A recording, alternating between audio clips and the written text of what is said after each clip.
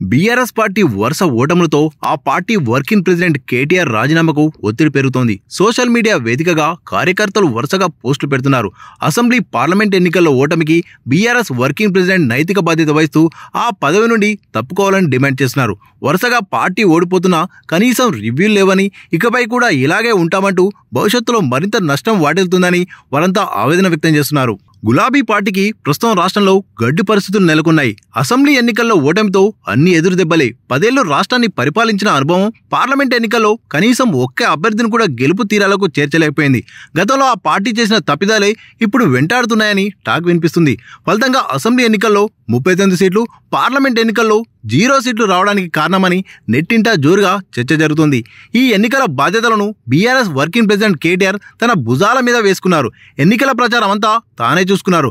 అయినప్పటికీ ఎంపీ సీట్లు రాకపోగా cantonment sitting MLA సీట్ను కూడా కోల్పోవాల్సి వచ్చింది.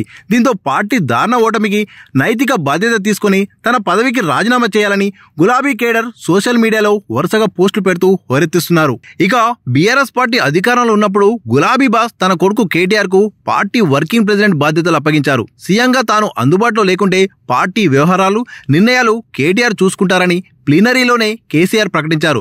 అయితే కేటీఆర్ తన కోటరీకి తప్ప ఎవరికి పెద్దగా ప్రాధాన్యం ఇవ్వడం లేదని, సీనియర్లు, మంత్రులు, ఎమ్మెల్యేలు, ఎంపీలను పెద్దగా పట్టించుకునేవారు కాదని కేడర్ గతం నుండి ప్రధానంగా ఆరోపిస్తూ వస్తుంది. అసెంబ్లీ ఎన్నికల్లో ఓటమి తర్వాత కూడా కేటీఆర్ గత ప్రభుత్వంలో జరిగిన తప్పులను ఒప్పుకోవడంతో పాటు కొత్తగా ఏర్పాటైన ప్రభుత్వంపై నోరు పారేసుకోవడం, దురుసుతనంతో పార్టీకి మరింత నష్టం కలిగించారని ప్రధానంగా వినిపిస్తున్న ఆరోపణ. ఇక అసెంబ్లీ ఎన్నికల్లో ఓటమి తర్వాత క్షేత్రస్థాయిలో పార్టీలో ఏం జరుగుతుందో ఇప్పటివరకు కేటీఆర్ సమీక్షలు చేయలేదని తెలుస్తోంది. ఇదే విషయాన్ని కేడర్ ప్రధాన తప్పిదంగా ఎత్తి చూపిస్తుంది. పార్టీ సీనియర్లు, కీలక నేతలు, కార్యకర్తల మధ్య గ్యాప్ కూడా ఓటమికి ప్రధాన కారణంగా తెలుస్తోంది. అసెంబ్లీలో ఓటమి తర్వాత కేడర్ తీవ్ర నైరాశ్యంలో వెళ్లిపోయింది.